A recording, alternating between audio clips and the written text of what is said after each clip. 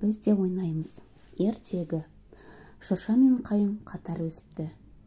Жас қайың ерке, ойыншыл болатын. Ол алаң ғасырлығына басып, шыршаға соқтығып, бұрыммен жұлып, аяғынан шалып, алыса ойнақсы келіп мазалай берді. «Бізге тиіспе!» деп ақырды шырша. «Сотқармен ойнамаймыз!» «Шыбық десе, шыңқ етердің өзі екенсің. Жай ғана сипап өткенге нең кетті?» деді жас қайың.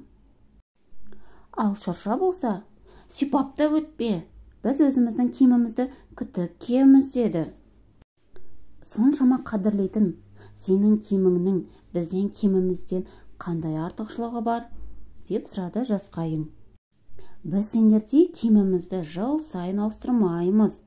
Біздің үстімізге кигеніміз жапырақ емес, жасыл ине» деді шырша. «Өткір найзаңды көріп тұрмын. Ол инеңнен қорқатын біз жоқ» деді жас қайың.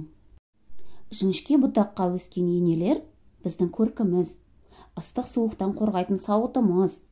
Сондықтан көк инелерімізді 7 жылда бір рет ауыстырамыз» деді шырша.